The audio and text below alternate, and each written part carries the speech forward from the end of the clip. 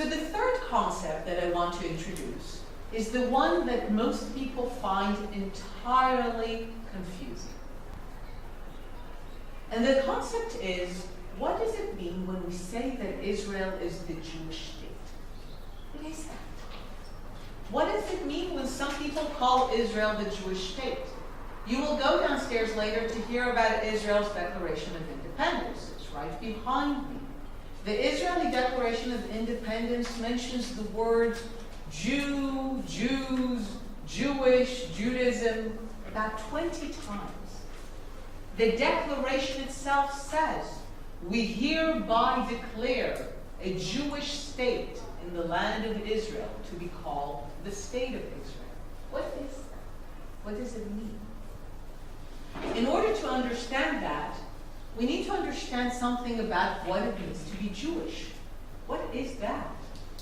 And for that, I have to say a few words about history.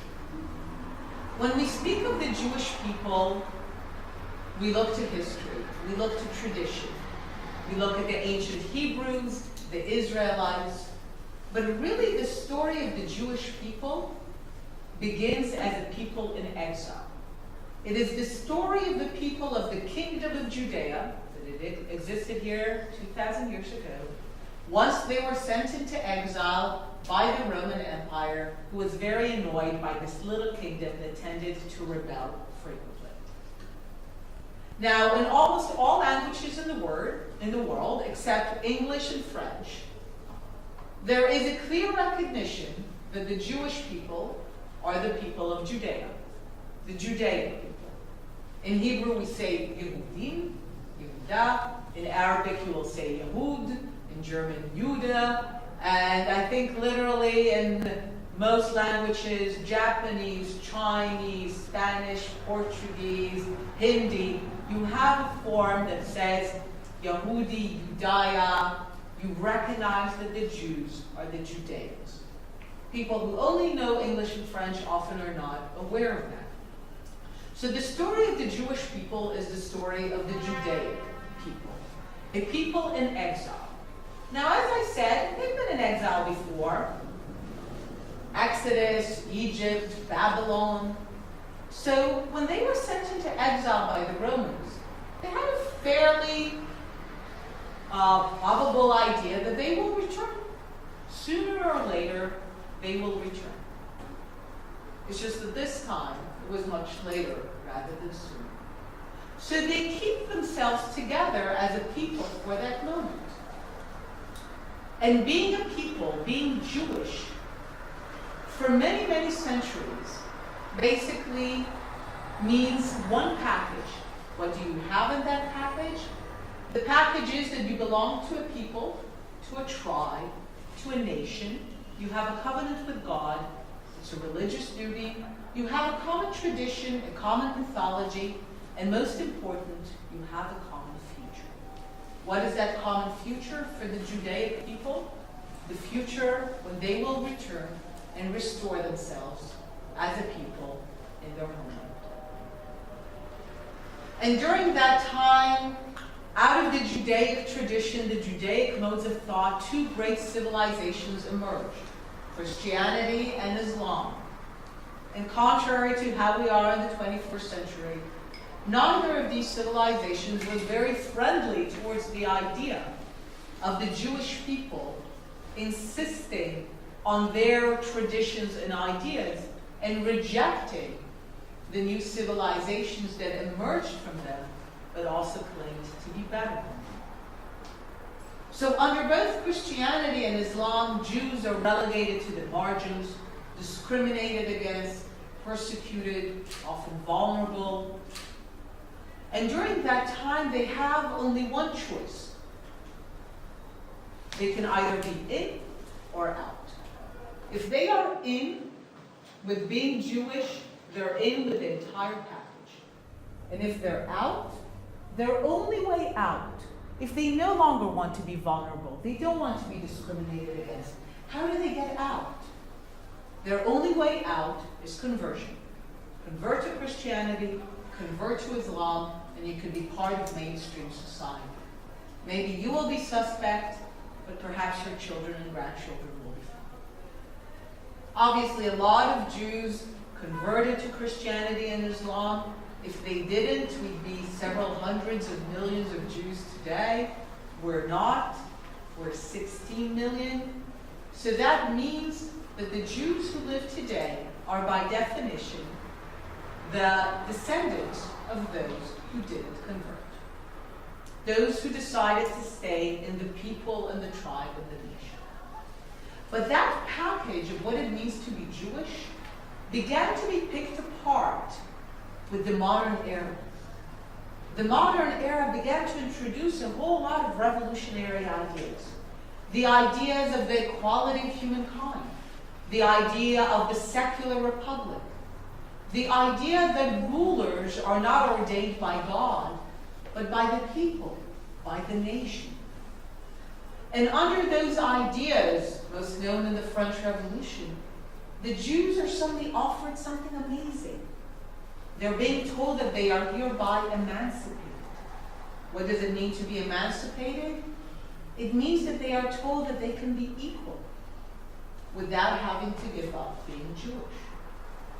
For the first time in centuries, in millennia, the Jews are being told, look, you can be French. We have this new thing that says that we have a French republic, a French nation, a German nation, an Italian nation. It's no longer about the church. It's about the nation and the people. And you can be equal. You could be a citizen. And this is an amazing proposition for the Jews, that they can be equal without having to give up who they are. And a lot of Jews take it. They leave the ghettos, they go to the cities, they become French and German and Italians. When we speak of many Jewish achievements in literature, in art, in science, it comes from that era, the era of emancipation, of Jews leaving the marginalization of their societies. But there is a caveat. And the caveat is in the words of Napoleon to the Jewish people as he sweeps across Europe with the ideas of the French Revolution. He tells them this, look, as individuals you shall have everything, but as a people, nothing. Why as individuals everything, and as a people nothing? Because as individuals, the Jews can be citizens, equal. They will have what other citizens have, everything. But why as a people nothing? Because this is the moment that the French nation is born, the German nation is born, the Italian nation is born. Well, you can't have the Jewish nation be a part of it. So this is the moment in history when Jews are being asked to say that Judaism is only a religion, and that the national aspect of it, to set it aside. Now, a lot of people think that Judaism is a religion. It's a common mistake. It's wrong. Judaism is not a religion.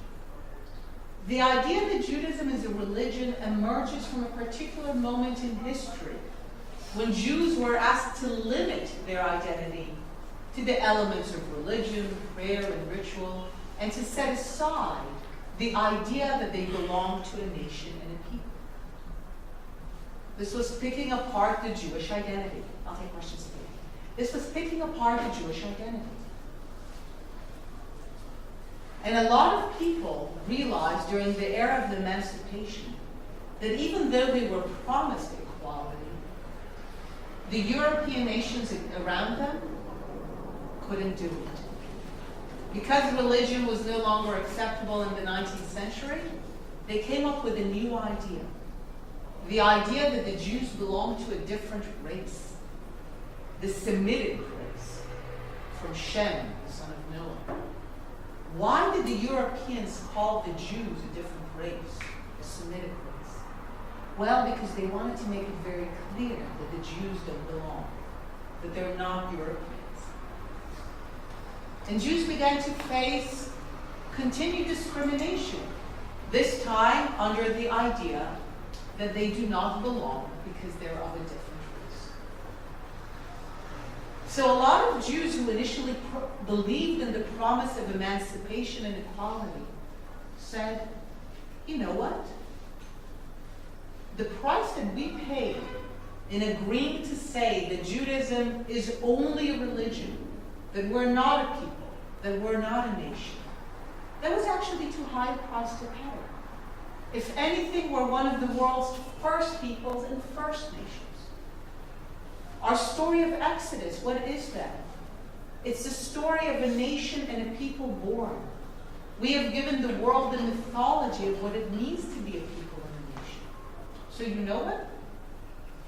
If we're living in an era where peoples are rising to liberate themselves from empire, to govern themselves, what later became known as self-determination, then we, the Jewish people, have that right. And we will only be ever treated as equals by the world when we have a state of our own and we govern ourselves. And that is the birth of Zionism. And Zionism is born out of it as a very secular idea. That the Jews are a people and a nation, but it's not about God or religion. I am that kind of Jew. I call myself a devout atheist. A lot of Jews are. Judaism has no problem with atheism per se, because you do not need to profess faith or believe in a transcendental God to be Jewish. As part of the picking and choosing of the modern era, another way of being Jewish is having it about your belonging to a people and a nation, but not at all about religion. And a large share of Jews in Israel see themselves as Jews in that way. And there's a whole lot of other ways of being Jewish that became possible since the modern era. The moment that the package began to be separated, people could decide that they will combine the national and the religious. Or people said that they only want the religious and not the nation. You have religious Jews who reject Israel because they think people should not have rebelled. They should have continued praying and still wait for God and Messiah. There's a whole lot of ways of being Jewish ever since the modern era.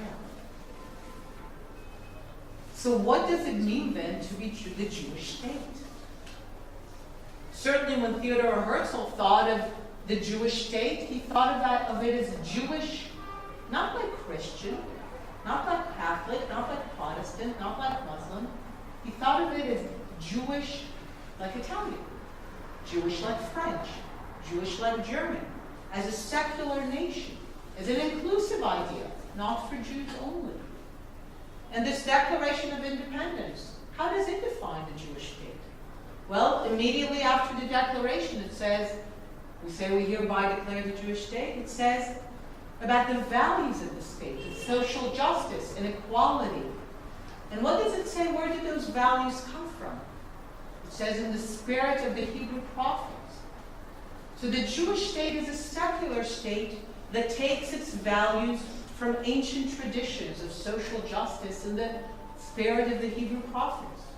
It's not an exclusivist idea. It's not for Jews only. It's open, inclusive, egalitarian. But then there are Jews who have exclusivist ideas about what it means to be the Jewish state. So who gets it right? Who has the right idea about what it means to be the Jewish state? Well, no one really. What do Jews do? How do Jews determine what's the right way to be Jewish or the wrong way to be Jewish? What do? We argue, right? We debate. We have no pope. There's no one to arbitrate doctrine. So the only way that we determine what the Jewish state is by arguing, with everyone bringing their fiercely competing visions and interpretations to what it means. And this is, by the way, the reason that Israel is a democracy. Today, Israel is one of the world's oldest continuous democracies. It belongs to a small club of countries that have been continuously democratic from the day they were born. No civil wars, no military coups, no suspension of rights. How did we achieve that? By arguing, by debating, by developing that habit. And this is what Israel is. This is my definition of the Jewish state. I call it the definition to end all definitions. The Jewish state is the one state in the world where we get to argue about what it means to be the Jewish state. This is who we are. We are an ongoing debate and argument about how to interpret millennia of civilization for the modern era. And people can interpret it in each and every way they want. This is why we argue, and this is why we're democracy. So sometimes when I speak about the Jewish state, I tell people that I hope that by the end of this part, they will be more confused about the issue than they have been in the beginning. And this is part of the purpose. Many people come in thinking they know what the Jewish state is, and what I want to do is to open you up to the fact that it is truly a matter of debate and interpretation.